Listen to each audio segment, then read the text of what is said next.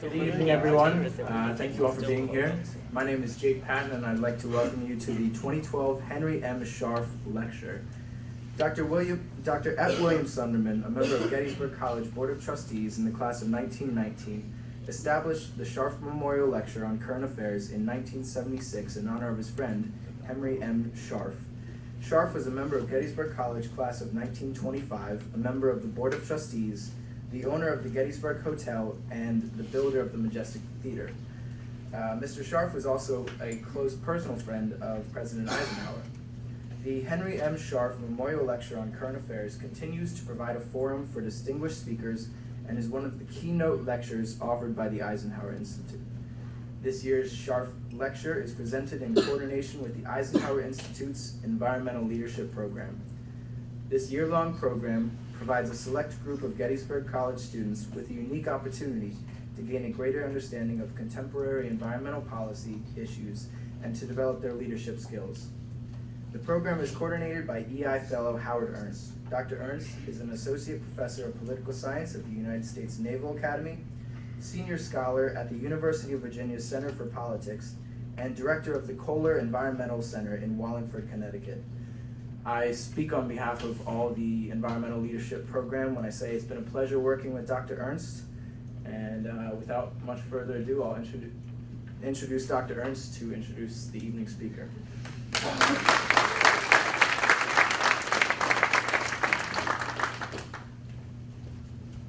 I don't know how many Tom Clancy fans are out there, but I'm tempted to introduce our speaker as a living Jack Ryan. So if you've read Tom Clancy, Jack Ryan was an intel officer, he was a historian, he was a Naval Academy professor. Claude Berube is a historian, he's an intel officer, and he's a Naval Academy professor. But I don't introduce him as a Jack Ryan because that would be underselling Lieutenant Commander Berube. Lieutenant Commander Berube has a remarkable record and a list of accomplishments. He is a first-rate historian. His work, A Call to the Sea, is a remarkable work of history, but he's also a novelist. His novel is coming out this spring. He's not just a professor at the Naval Academy, he's one of the most popular professors that we have at the Naval Academy. He is an intel officer, and he's also a nationally known figure in the area of maritime security. So I'm not going to take up any more time. I want to introduce my good friend, colleague, Lieutenant Commander Claude Berube.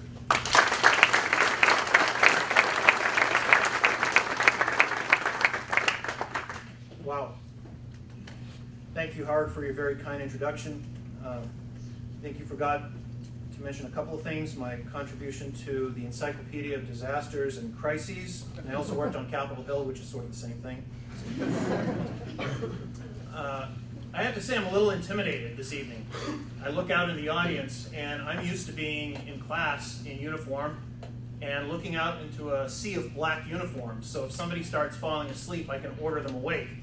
I'm going to try not to do that tonight. You know, once in a while, enjoy your sleep if you need it. How many of you have had Professor Ernst in class? You're very fortunate, I'll tell you. I worked on my first political campaign when I was 4 years old, ran my first state senate campaign at 18, and I'll tell you, I have learned more from Professor Ernst on campaigns and elections, I think, from anybody else from my experiences. I got to tell you, one thing we were talking about earlier is, I said, Howard, what are they like at Gettysburg College? What are the students like? He said, oh, they're the same as the midshipmen, you know. They get up at 5:30 in the morning for their first 3-mile run. They have breakfast at 7 until 7:05. They get to class by 7:55. They go on their second 3-mile run in the afternoon, but they're much nicer. So please remember that when you ask questions. I do have, since there is a camera here, I do have to say this, since I'm a member of the Naval Academy. This is a standard disclaimer that we have to say, that the views expressed are my own and not those of the Naval Academy or the Department of the Navy, although sometimes I wish they were. I would also ask that if there are any media present, to make sure that you spell my first and last name correctly in case I say anything that's really outrageous. Spelled up here.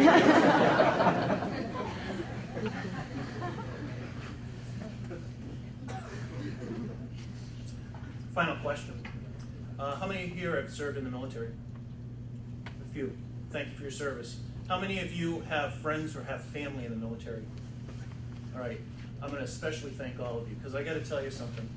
There is nothing like being overseas and knowing that there's somebody back home that supports you, just making sure that the dogs don't run out of the house, or your friends send you a stupid email, something. So thank you for the support that you give to your family and your friends when we're overseas. All right, now to get into the heart of the issue, piracy. It's been with us since really almost the dawn of time. Thucydides writes about it in his History of the Peloponnesian War, and if you haven't read this book, read it. If you haven't read it annually, read it. When you guys get married, bring it on your honeymoon. Read it. It's an excellent book. You will learn something new every time, especially about pirates. Now, this is a story about stories about pirates. We've all heard these stories before. Our grandparents and our parents had Errol Flynn. The new generation has Johnny Depp. My preference is Eric Cartman of South Park. If you haven't seen that episode, I strongly recommend you see that annually, along with Thucydides' History of the Peloponnesian War. I think our Eric Cartman probably gets it better than most people. So this story is a story told in 3 parts this evening. The history, where things have been. The challenges, where things are, and the strategic consequences, where things are going. And like any good story, I'm hoping that I have enough plot twists to keep you interested. Our story begins in 1991 with the fall of the Barry government in Somalia. Somalia has the longest coastline in Africa, 3,300 kilometers. That's roughly about the length of the coastline of the United States on the eastern seaboard. You can see how difficult it might be to maintain if you have some sort of security force. Doubly so, or I guess geometrically, so I don't know the history majors, geometrically it's really a lot. If you don't have any security or Coast Guard. To say that Somalia has been lawless since that time is a bit inaccurate. What we really probably should say is that it has pockets of law. Somaliland to the north has had a functioning democratic government of sorts, minimal certainly, for about a decade now. The same with Puntland to the northeast. Toward the southeast, what you have is a different kind of law. That's the law of the warlords. Not particularly kind of law you'd want to participate in, but it's governable and it has its own, I'm sure, benefits. What happened, however, in 2006, the Islamic courts took over in most of that area, especially Mogadishu. We'll get back into them a little bit later. Later that year, after the African Union soldiers came in, mostly Ethiopians came in and provided some security, they left and established the TFG, the Transitional Federal Government, and that's been in power, and that's the UN-recognized entity in Somalia at this time. So what happens when a Coast Guard goes away? Now, normally a state that has such a great border has about 200 miles, nautical miles, extending out from its coastline for fisheries, for exclusive economic zones. When there was nobody to protect the fisheries, that's when other people came in. A lot of Asian countries sent their ships. European countries sent their ships. According to a UN report in 2005, there were some 700 fishing trawlers off Somalia. What that did, of course, is it didn't hurt. It didn't help the Somali fishermen. They didn't have big ships, mostly small skiffs. From about here to that camera is the size of their skiffs. So as the fishing got depleted in the Somali basin, and a very rich fishing basin it was, especially for tuna, what you had is the fishermen had to make a choice. They weren't making money from fishing, so they started going, they'd see another fishing skiff come in with lots of fish, and they would steal the fish. The next step was to say, well, if we could do this with another boat and that has fish, why don't we just steal from the other boat? Now this has been progressing for 20 years. So what we're seeing is no longer the pirates who were fishermen. It has migrated to a far more nefarious criminal network. There are pirate clans that operate throughout the Horn of Africa, and that's who we are concerned about. So the people that are really conducting piracy these days are not the former fishermen that we were accustomed to. What you see out there now, mostly about 18, 19, 120-year-old Somalis, so certainly were born after the fall of the very government. Give you a few maps to give you an indication. The inset is, of course, the Gulf of Aden. Excuse me, that first decade after the fall of the government, very few attacks. You're talking 1 or 2 attacks of piracy that were reported anyway throughout that period. Mostly these were attacks on dhows, it's D-H-O-W-S. You see them everywhere in the Indian Ocean, in the Arabian Sea, in the Persian Gulf. There are bigger ships, not much to them, not many facilities on board. I boarded plenty of them, and basically for food you'd usually see a little butane stove or something and a few cooking devices, no refrigeration, nothing like that. But they would attack these dhows. And they would attack them with their small skiffs, which really couldn't go out that far, maybe about 20 nautical miles. So you really didn't have to worry about piracy at this point. 2003, the skiffs were still remaining close to shore. 2004, however, the International Maritime Bureau makes a suggestion to all its commercial ocean-going ships. And they say, things are happening in Somalia, maybe push things off 50 nautical miles. If you're passing by in a shipping lane, don't pass closer than 50 nautical miles. What were they using? The pirates were using what most everybody uses in that region of the world. Rocket-propelled grenades, AK-47, certainly very plentiful, not very well kept, at least by our standards. I think I saw somebody from ROTC here earlier. Not very well kept, are they? No. You guys do much better, I know. You guys do a great job. 2005, a couple of things happened. The IMB again suggests extending the warning to 150 nautical miles. This is 3 times what it was the previous year. And this is about the time that I was there. I was there from December of 04 to April of 05 aboard a U.S. Navy ship. What was interesting is we were conducting other operations in the area according to UN resolutions, just kind of hanging out looking for stuff. There's something called the Hashish Highway in that region, so you often run into drug runners. Find all sorts of things out there. One of the things that was really interesting is we were there when the first tanker was taken. It was an LNG, and this was it, an LNG. I remember we were hanging out for about a week off of this ship, and I was a naval historian, and a couple of the newly minted Naval Academy ensigns came up to me in the wardroom and said, "Do you think we're going to go get those pirates on that ship over there?" And I said, "Let me ask you something. We haven't taken a pirate ship in almost 200 years. Do you really want to be known for the Battle of the Feisty Gas?" No takers on that one. Well, what we did learn is that the company that owned it did pay the ransom of about $315,000. Now, keep in mind, in 2005, that was far higher than what the average ransom was. The average ransom at that point was about $80,000, $80,000. 2006 are the first U.S. Navy interceptions of pirates, and we'll get back into that in a little bit. But you can start to see that they're extending their reach a little bit further out into the Indian Ocean. In 2007, they start to do something different. They start to use, in that bottom photo you see is what I would call a resupply skiff. You'd see these out have a bunch of drums of fuel so that a skiff could operate further away from shore. They did other things. They started capturing these fishing boats and these cargo ships, and they would start using them as motherships in order to conduct their operations. So the mothership would take 3, 4, sometimes up to 6 of these small skiffs, drag them out to a certain area, and coordinate attacks that way. At this point, the TFG authorized the United States to finally enter territorial waters of what was Somalia. Hostages are being used for the first time for protection. 2008 marks a pivotal year. You can see in the Gulf of Aden a number of attacks. The Gulf of Aden is one of the most heavily trafficked maritime regions of the world. You're talking about 20 to 30,000 ships transit that area per year. It's a target-rich environment for pirates. A couple of things happened that year. The MV Faina is a ship that's captured by Somali pirates, and what got our attention certainly is that the Faina was carrying 33 Soviet-era T-72 tanks bound for, I believe, Mombasa, if I'm not mistaken. It might have been for someplace else. But that captures the attention of people.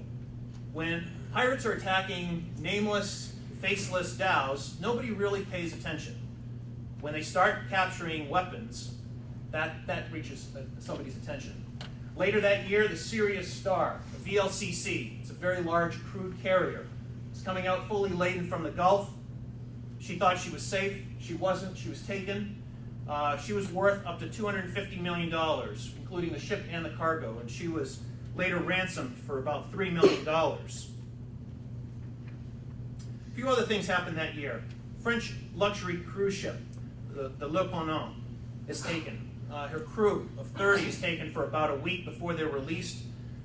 This is the first real decisive action by a country in the modern era with regard to piracy. The French send their commandos in, and they seize 6 of the pirates, I think as they were trying to transfer some of the money that had been paid for the ransom. In June, the United Nations passes Resolution 1816, which urges all countries at this point to take action against pirates. It allows them to enter that 12 nautical mile territorial limit. Later that year, in December, the European Union decides to constitute Operation Atalanta and send 4 to 6 ships to the region to protect commerce, mostly in the Gulf of Aden. NATO does the same. We, along with our allies, create Combined Task Force 151 in January of 2009. What they do at this point is they establish what's called the IRTC, the Internationally Recognized Transit Corridor. And this basically tells the commercial ships, if you stay in this path, we will try to protect you as much as possible. Stay beyond this box, and it's going to be a lot more difficult. Now keep in mind, we're talking about 2 million square miles of waters just in the Gulf of Aden and just beyond that. So it's it's a pretty wide area. Try to imagine 4 or 5 police cruisers on the east coast of the United States.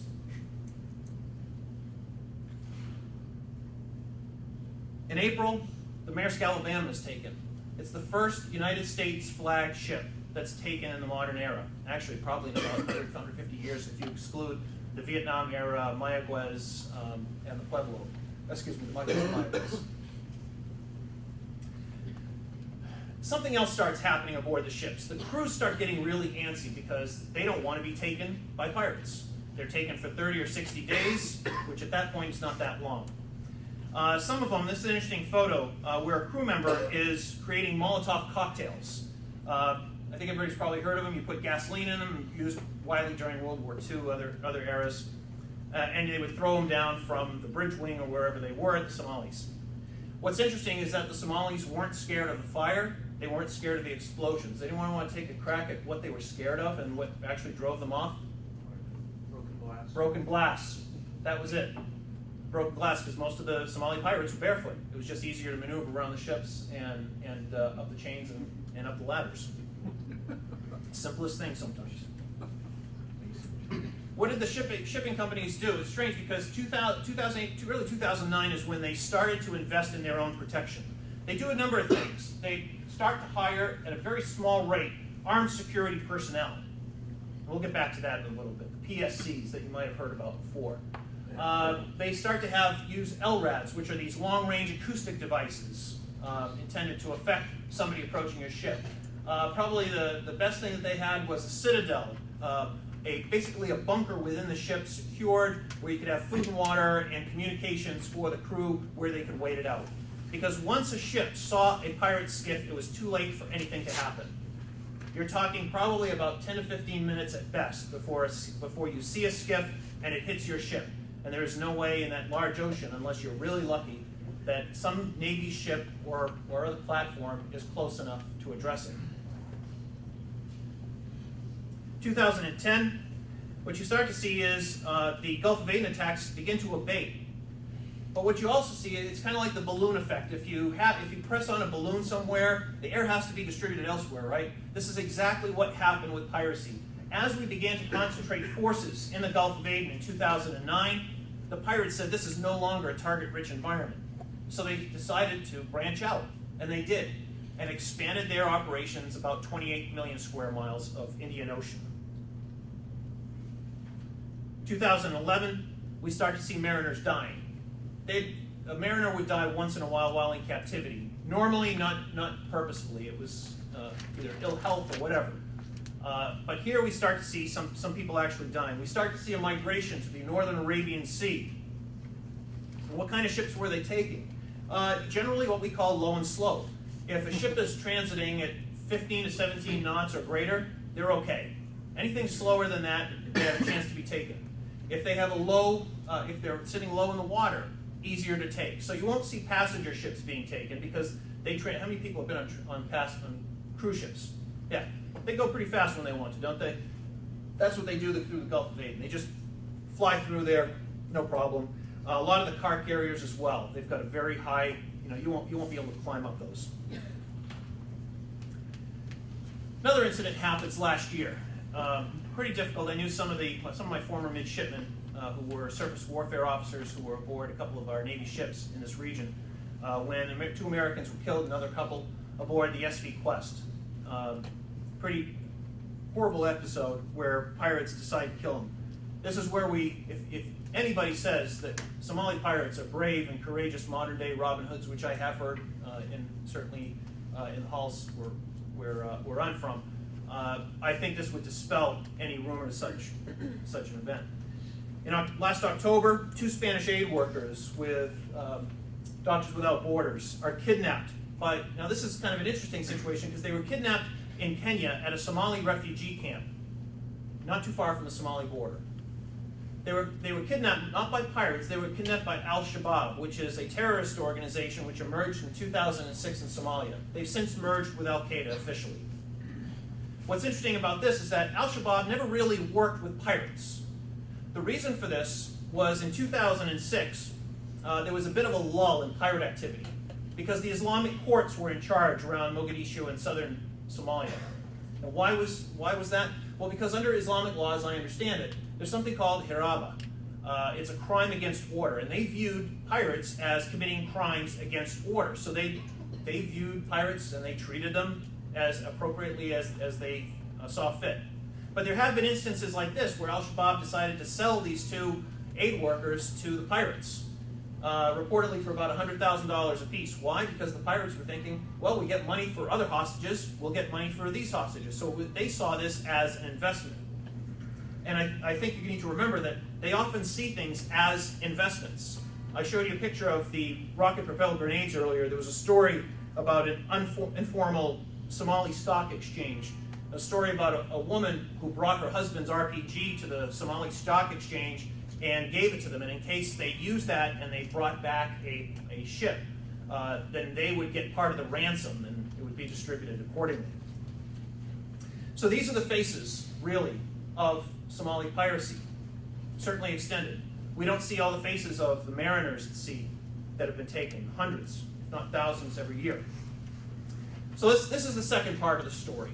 The challenges of modern piracy, how I've phrased the 5 challenges. The first is threat recognition. I think it's interesting to note that in our Constitution, if I'm not mistaken, and Professor Ernst or anybody is more welcome to correct me on this, the only national security threat specifically mentioned in the Constitution under Article 1, Section 8 is piracy.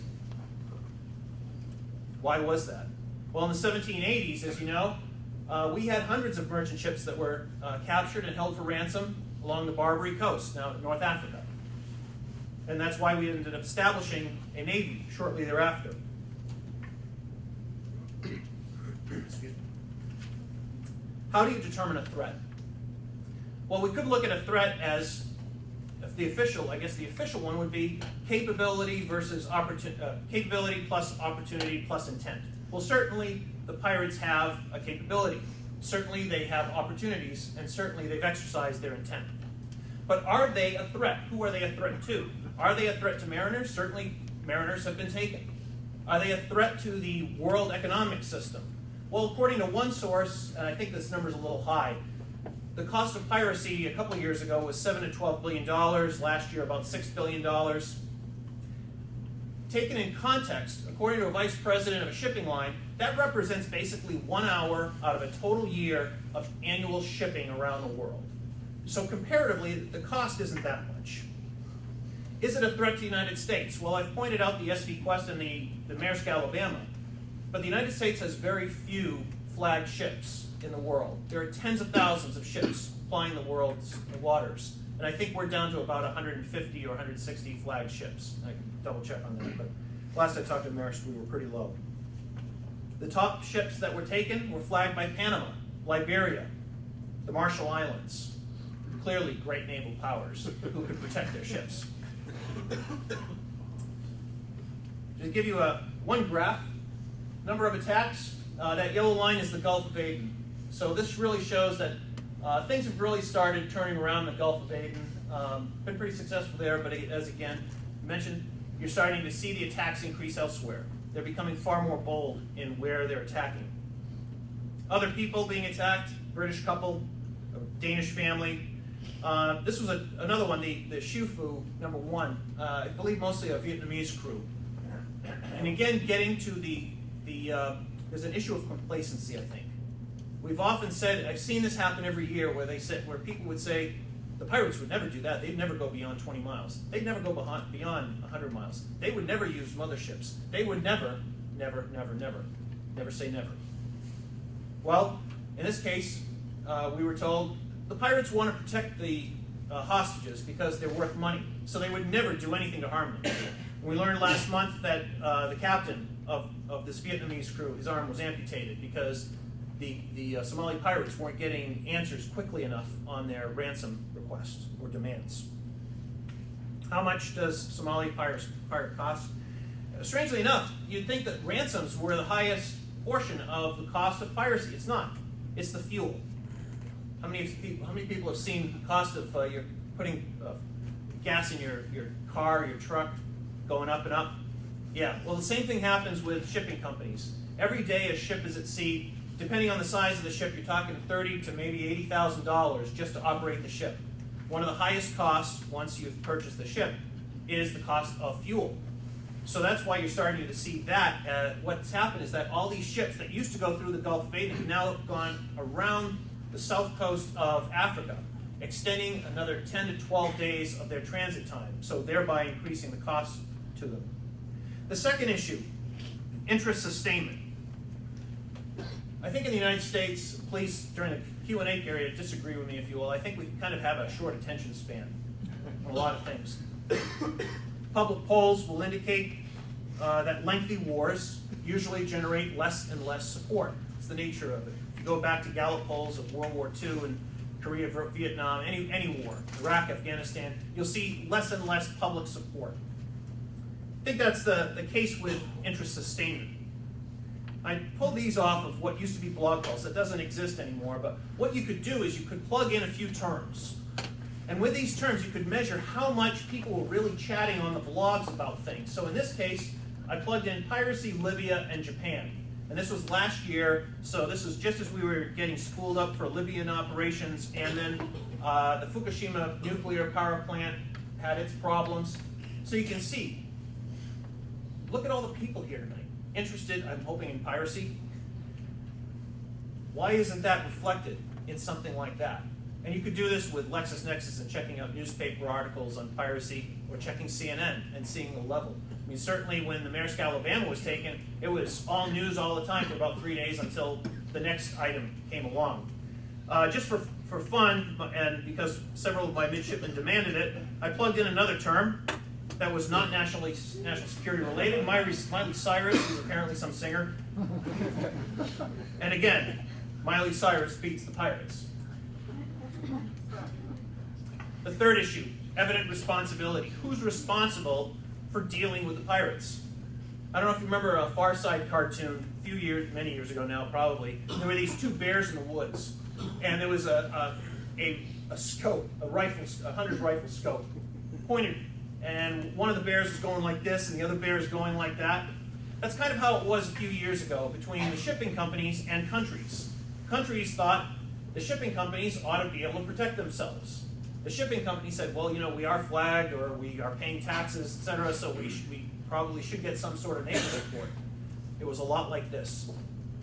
Now, the positive thing that's come out in the past few years is that we've reached some sort of equilibrium in terms of evident responsibility, where shipping companies have begun investing in their security, and navies certainly have taken a hand in participating in operations. Another problem with this issue is the judicial issue. When does a pirate win and recreate Somalia? How many people would support nation building at this point?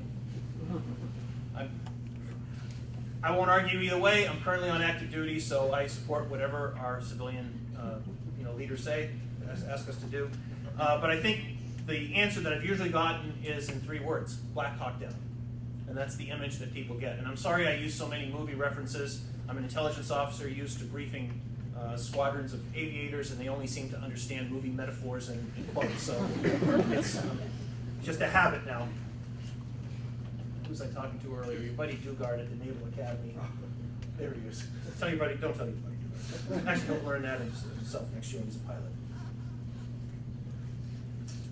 The second issue, actually, I would add on something in nation building, and that's capacity building. And that's something we can do, and that was just discussed at a conference in London. Secretary of State Clinton was there, and they were discussing how do we help Somalia improve itself. We have made some efforts in providing support for jails, not only in Somalia proper, but the Seychelles, in Kenya, in improving those systems, their judicial systems.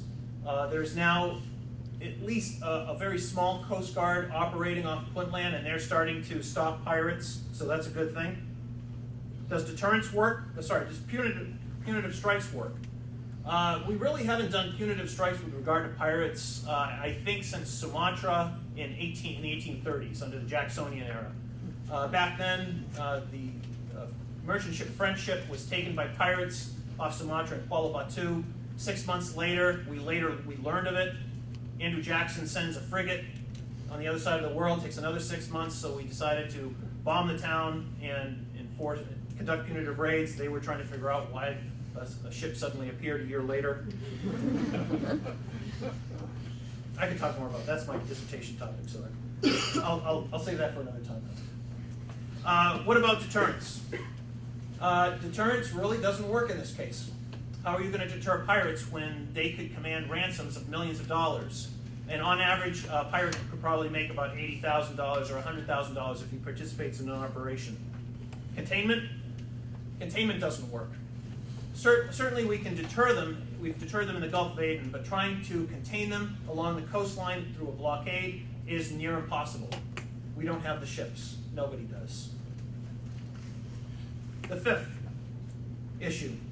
Appropriate and available forces. What do I mean by this?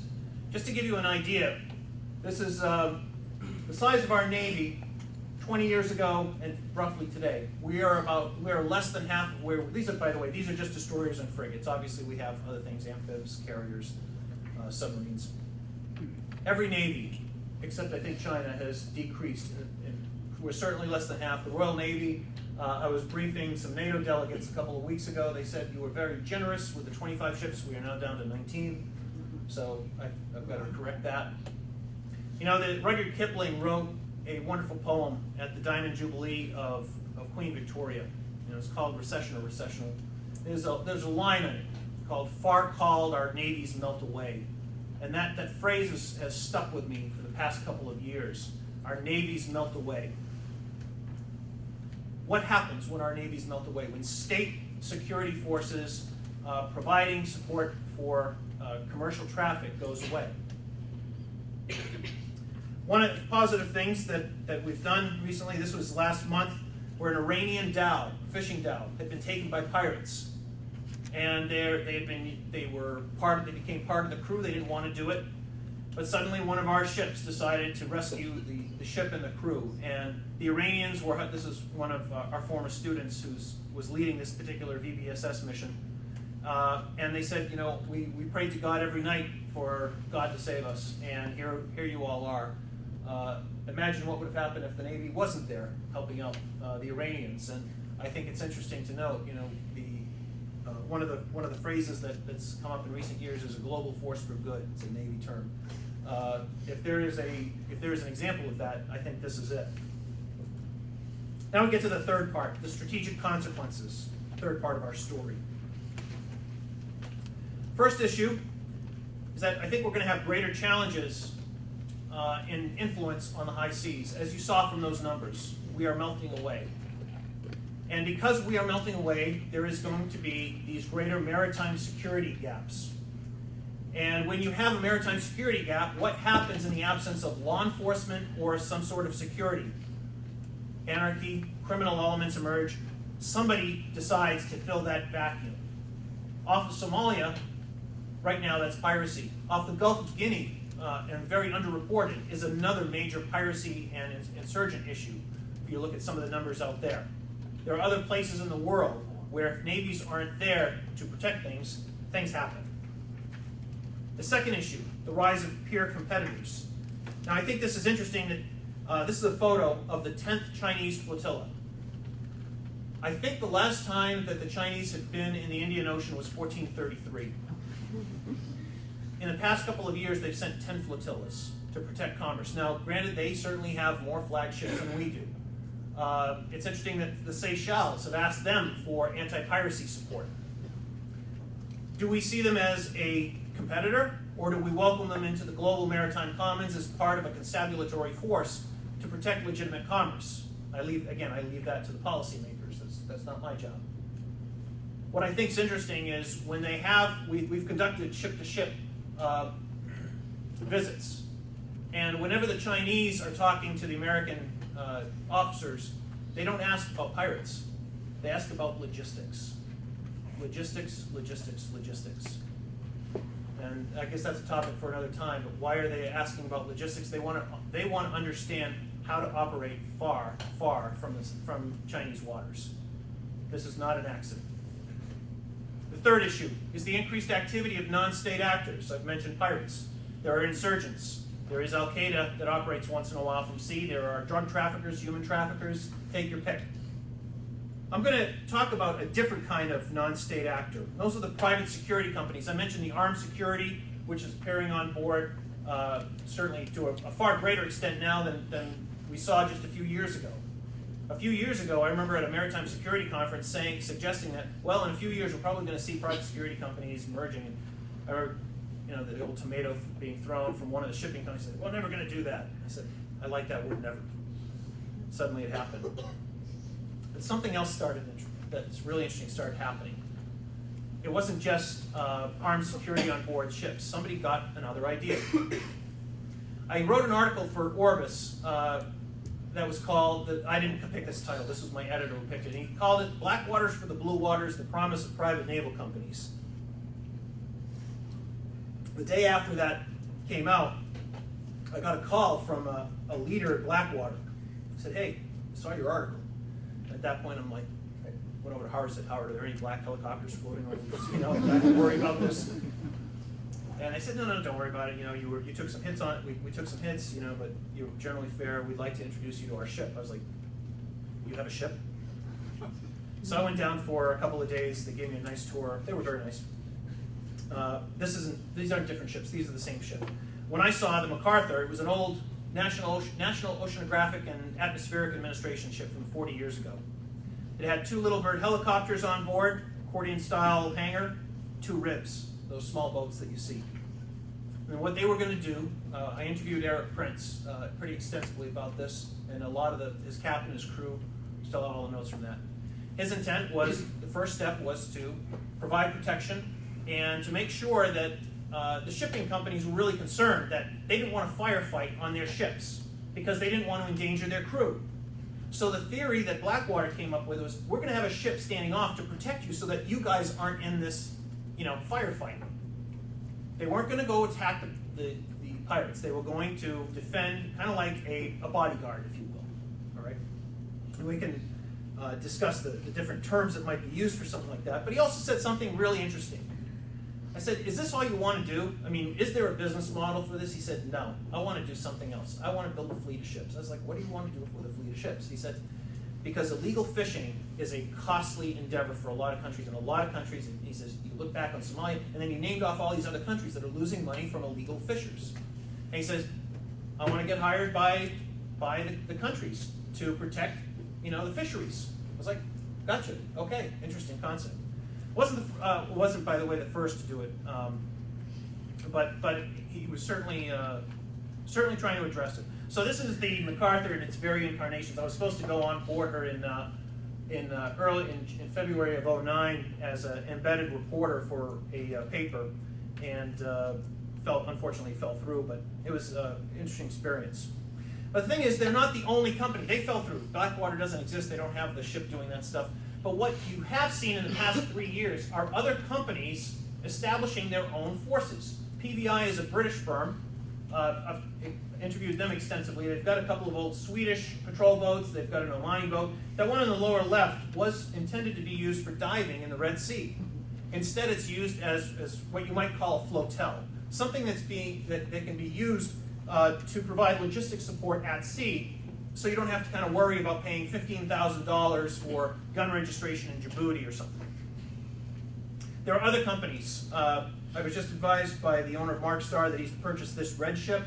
I'm going to come back to that ship later on. Why don't you just kind of picture that ship in your mind for a minute. Decatur Maritime Security is another company. They're heading to Gulf of Guinea, as I understand. Then there's some companies, I won't say whether they're reputable or not reputable. I've heard a lot of things during the interviews for this latest book that I wrote. That came out a couple weeks ago. But what you're starting to see is not only non-state actors, pirates. Now you're starting to see a response to pirates from other companies. What do you call them? Do you call them mercenaries? Well, that's not quite the right word. Mercenaries is somebody who can be hired by a country to conduct offensive operations, kind of like the Hessians during the American Revolution. Or can you call them privateers? No, under our Constitution we do have a provision for privateers, but those went by the wayside after the Crimean War with the Treaty of Paris, where the signatories decided not to use privateers anymore. That was the Treaty of Paris. The United States obviously was not a participant in the Crimean War, but we did sign the Hague Convention of 1907, which prohibits our use of privateers. Sometimes you hear, I think Ron Paul mentioned, who's now a candidate for president, he's mentioned the bringing back privateers. I'm not sure if I always kind of wondered, is he aware of the Hague Convention, or did he just want to, reverse the Hague Convention? I'm not sure. But, so what do you call them? I guess you could call them maritime security companies. I called them private naval companies at first. We'll see if they really do evolve. Puntland has tried this for the past decade or so with various companies. Top Cat was not a reputable company. They were a non-existent company, tried to steal money away from, I think, Puntland. But you can see that a lot of people are really trying to get into this particular sub-industry. Now, how many people are familiar with this? Any of these ships? Do they look familiar? This is not a private security company, although I would actually argue they are. They have clients, they have money, they go out and protect fisheries in some cases. They tried to get a contract with the government of Palau about a year ago to try to protect I think it was for sharks. It's the Sea Shepherd. How many people have seen Whale Wars on Animal Planet? It's one of my favorite shows. I love that show. We actually, Naval Academy hosted Jane Taylor. Jane was on the second season of Whale Wars, and she was a Naval Academy graduate, became a surface warfare officer, drove Navy ships, and then afterwards she was always a vegetarian and she was a vegan, not a vegetarian. And what she wanted to do was become an animal rights activist, so she did. So she joined Sea Shepherd for a while. But what you can see here is they have adapted over time. They have got new types of ships. They are thinking about the future, just like the private security companies. So that's about the only way I can tie in Somali fishing to Sea Shepherd, two of my favorite topics. All right. That's the story. It's not where it ends. And here's why. There's by the way, I really enjoy being up here at Gettysburg. I really need to come up here more often. It's a beautiful campus and a beautiful town. But there's another town in Pennsylvania I am destined to go to. It's a little town called Punxsutawney. And the reason I want to go there is not just to see the gopher, but you all know the story of the gopher. When he sees a shadow, he's got to come out. I was thinking about that today as I was coming up here to talk about piracy. And to be quite frank, I don't know where the future is. I don't know if it's partly cloudy or partly sunny. Ladies and gentlemen, I look forward to your questions.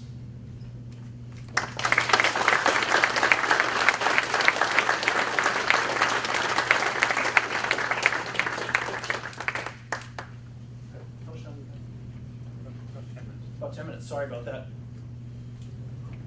Sir? My question has to do with Alfred T. Mahan's book, The Influence of Sea Power Upon Yes, sir. History. Do you think that the leaders behind this piracy adventure, those providing the push behind the shove, so to speak, have studied that book? And do you think it would be helpful to all of us to assume that they have? Good question. I don't think so, and here's why. A very practical matter. I don't think Mahan's works have ever been translated into Somali. Or I'm sure they've probably been translated into Arabic. I don't think so. Because again, you're dealing with, there's a very large illiterate population. I mean, the fishermen are not, they're not stupid, but it's not, they just don't have a formal education, much less studying Alfred Thayer Mahan. Could we learn things from Mahan about the Somali pirates? I don't think so. He actually mentions privateers briefly, doesn't really hold a high view of them, but again, that was 115 years ago that he wrote that. I would look at some other things probably before I'd look at Mahan in order to understand how the pirates are operating. And personally, I think that's why we need to understand how Sea Shepherd works. There are a number of other non-governmental organizations that have studied non-state actors, and I think those models are and that's not a condemnation on any of the organizations. It's simply, I want to understand how they work organizationally and how they use platforms and their leadership structure, and how do they form up, and apply that to pirates or other non-state actors. So I think that's probably a better model than Mahan, but I don't think, if I had to take a guess, I don't think they'd be reading Mahan. And then so the Somali Navy hasn't been existent for 20 years. If they did study it, all those folks are gone now. They're not the leaders of the criminal networks, the pirate clans. So thanks for your question, sir. Yes, ma'am. I don't know if you want to answer this, but You're right. right. You were talking about the Chinese Navy being interested in logistics far from home base, and there was a story there that they're in the region fighting piracy, but their longer term interest is. I think what is pretty safe to say, and I'm saying this again as an individual. I also read Naval Institute Proceedings, and I'm on the editorial board, so I read all the articles coming in. You wouldn't be asking about logistics and how to operate far from sea if you weren't intending to have a solid blue water navy and conducting operations elsewhere. There was a Chinese ship actually that was around Libya just about the time we were last year. So, and that was the first time I think they had entered that region in quite some time. So I think, again, you've got to look at intent as part of a potential threat for the future. What is their intent? Gentleman was asking about Alfred Thayer Mahan. Sir, if there's anybody who's reading Mahan these days, it's the Chinese. In fact, I think they're probably reading it more than we are. And again, my opinion only, disclaimer. They are clearly understanding Mahan's concepts. So thank you for the question. Yeah, I've read that the Chinese are developing aircraft carriers. They have one. In what way are they, I guess, navally the United States boogeyman? I mean, is it pirates that we're really worried about, or is it the Chinese? Good question. There's always bad in the world, somewhere, somehow. Who manifests that? Sometimes we don't know. We don't know who our allies or enemies are going to be in the future. And I say that it was interesting because for a time in the Gulf, we were operating under a Commodore who was German, and later we were refueled by a Japanese ship. And my father, who had served in World War II, I always thought, what would he have thought? would he have ever imagined something like this? So I think when we look to the future, it's always best to be prepared and understand how everybody operates and understand contingency operations. But are we more concerned with China than we are with pirates? I think I'd be more worried about a Chinese aircraft carrier than a pirate skiff. I think that could probably do a lot more damage than a Chinese missile could do a lot more damage than an AK-47. So I think comparatively, yes. But right now, one of the real fights certainly is piracy. Yes. I'm a student of GIS, remote sensing. I was wondering if there are any attempts to try and locate, like necessarily a basis of operation on land using satellite imagery or anything of that nature. Yeah. Did everybody hear that question? No. I can't. There's for obvious reasons I can't answer some part of that. What I can say is that the identifying pirate havens is one thing, but identify a pirate haven for me. What does it look like? Who do the people look like? Are they wearing uniforms?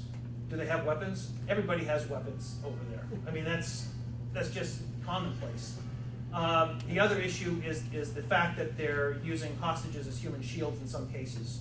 So I'd be very, understanding where pirate enclaves are is one thing, but being able to address that appropriately is another. That's probably, I'll leave it at that on that.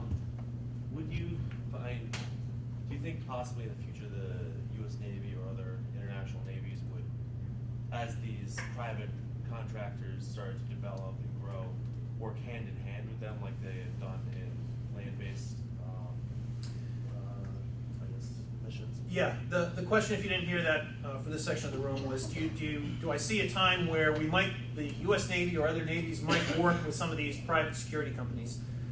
Yes, in a way. After several incidents in Iraq, there was, I think the private security companies there were then subject to the Uniform Code of Military Justice, just as the military were. I think that was a good thing. I think better coordination is necessary. Having more eyes in the field, or in this case, the waters, is a good thing. Certainly, they could be a force multiplier. As again, number of our ships going down. Where do you get more ships? I think we could work in tandem. I would say that it would be far easier, and I've written about this before, to be able to embed, say, a Coast Guard, what we call a LEDET, it's a law enforcement detachment, or a Navy officer, somebody on a private security ship to make sure that international law is being upheld, there's accountability, so there's in situ accountability. If you did it that way, there's a way to do it. If you leave them by their own devices, some are, you'll find this in any industry. I mean, heck, name an industry and you'll find a bunch of bad actors. But in this case, accountability is good, and even the companies that I have spoken to, not all, several of them have wanted more regulation. Most of the UK companies, the companies from Britain, want this accountability. So, and they have something called SAMI. It's the, I can't think, it's SAMI. It's security management, and they do some regulation of the industry. So you know who's reputable and who isn't, because they're going through training, and it's not some chucklehead off the street. Yes. First of all, thank you for your service. My question would be, to what degree would you compare the situation, you said the tsunami relief efforts, with the pirates in the Strait of Malacca to the current pirates operating off the Somali coast? Is it comparable, or what, it challenges the same? Not comparable for this reason. Different tactics. In the Straits of Malacca, off of Sumatra, they wouldn't take the ship. They would go onto the ship, they'd get on the ship as it was transiting, they would take watches, money, whatever, and then they would leave the ship. In the case of Somali pirates, they were taking the ship and using it for greater ransom. Why you saw piracy in the Malacca Straits abate in that around that period, 2004, 2005, was the tsunami. I flew around in one of the helicopters for a bit, not a long time, looking at some of the damage, trying to identify landing zones with pilots and trying to find pockets of people to help out. And there was nothing there. I mean, the tsunami did more damage to the pirates in the Malacca Straits, I think, than anything else. So two different, and you'll find that the Gulf of Guinea pirates are different, and the Caribbean pirates were different. Most of the ones looking for, to support drug running. Say, hypothetically, maybe Ethiopia, maybe someone else goes into the southern part of Somalia and tries to establish a rule of law. Do you see the pirates having to fight back on land, or relocating their enterprise to somewhere else? I think it'd be tough for them to relocate anywhere, given the geography, but because Somalia is so large, I would argue that it would be really tough for, hypothetically, Ethiopia or a coalition of African Union countries to really provide security for a country that large. And I think the maps that I used really don't do it justice how big Somalia really is compared to into the region. So I think it's a numbers game. Do you think it's going to stay like this for the future? I think for the foreseeable future, and I think if it's really interesting that a number of Western countries and regional countries around the Indian Ocean are really trying to make an effort at capacity building for these quasi-governments in what was formerly Somalia. How it develops, I'm not sure. They're still working it out. It's going to take a while, but I think we're going to see Somali piracy for the foreseeable future. Another complication is that the EU, which has provided several ships over the past couple of years, they've extended to the end of 2012, but they haven't guaranteed that they would keep ships out there. Again, Europe is facing significant economic problems, as we are, and is it worth sending a bunch of ships out there to deal with pirates? Claude, one more question. One more question. All right. I'll come back to you. Sorry, sir. I'll answer your question after you. For clarification purposes, are the pirates more affecting the landscape of the southern Somalia, or is it affecting all of Somalia? Pockets mostly northern Somalia. In southern Somalia, you'll see some pockets of pirate activity, but that's mostly dominated by Al-Shabaab right now, as they can operate. But it's mostly to the north.